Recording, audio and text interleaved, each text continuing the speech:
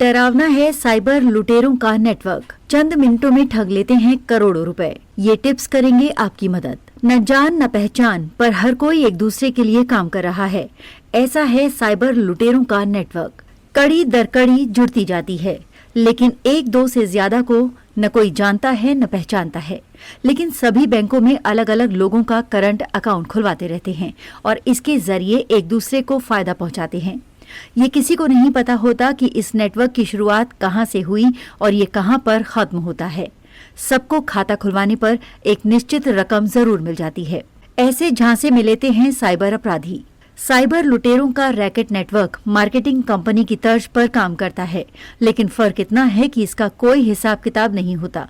मेहनत कम और ज्यादा मुनाफे के चक्कर में सामान्य लोग भी झांसे में आ जाते हैं और साइबर लुटेरों के स्लीपर सेल की तरह काम करने लगते हैं। इसमें बैंक में करंट अकाउंट खुलवाने पर पैसे निर्धारित रहते हैं। एक खाते पर 5,000 रुपए तक दिए जाते हैं। जैसे जैसे खातों की संख्या बढ़ती है, पैसे भी उसी हिसाब से बढ़ते जाते हैं। इससे ऊपर बैठे व्यक्ति को इसकी कीमत और भी ज्यादा मिलती है।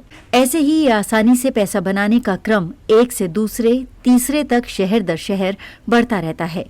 इस धंधे में पैसा कमाने की शर्त सिर्फ खाता खुलवाना है, चाहे देश के किसी भी हिस्से में खुले। इसके पहले की कड़ी में बैठा व्यक्ति अपने पद से ऊपर वाले अगर 100 बैंक खाते खुलवाने का अघोषित टेंडर लेता है तो बदले में लाखों रुपए लेता है। यही अपने नेटवर्क के लोगों के प्रति खाते पैसा देता है। उससे ऊपर भी कोई बैठा व्यक्ति 100 खाते खुलवाने का जिम्मा कई लोगों को दे चुका होता है। ऐसे ये क्रम ऊपर से नीचे की कड़ी में अलग अलग शहरों में चलता रहता है। गरीबों को लेते हैं झांसे में। बैंक खाता खोलने के लिए अधिकांश रेहड़ी पटरी रिक्शा व ठेले वालों को बरगलाया जाता है। उन्हें खाता खुलवाने के नाम पर बताया जाता है कि सरकार गरीबों को पैसा देगी, साथ ही अन्य सुविधाओं के लिए सब्सिडी भी देगी। वो इसी खाते में आएंगी। इसके लिए उनके सभी जरूरी दस्तावेज लेकर बैंक कर्मियों के साथ सांठगांठ करके करंट अकाउंट खुलवाने से लेकर उसमें ऑनलाइन लेन देन की सुविधा और पासवर्ड हासिल कर लिया जाता है। अब खाता खुलवाने वाले को कड़ी में अपने से ऊपर वाले को ये सारी जानकारी देनी होती है। इसके बाद इसके बदले में तय पैसे उसे मिल जाते हैं और खाते की सारी जानकारियां उसी क्रम में ऊपर तक पहुंच जाती हैं। इसके बाद इन्हीं खातों का उपयोग साइबर लुटेरे लूटी गई रकम को घुमाने में करते हैं। साइबर लुटेरों का ये बेहद जटिल नेटवर्क। इस तरह के खातों में साइबर ठग एक शहर से दूसरे शहर में पैसे घुमाते हैं। पुलिस जब तक एक खाते तक पहुंचती है, तब तक पैसा किसी अन्य खाते में जा चुका होता है। खाता धारक को भी नहीं पता होता कि उसके साथ क्या धोखाधड़ी हो गई है। साइबर लुटेरों का ये बेहद जटिल नेटवर्क है। ऐसे में जरूरी है कि लोग सावधानी बरतें। ये सभी को समझना चाहिए कि सरकार कोई भी सहायता राशि सेविंग खाते में देती है, करंट अकाउंट में नहीं देती। यदि खाता खुलवाना भी है तो सीधे बैंक जाना चाहिए, किसी बिचौलिए की मदद नहीं लेनी चाहिए।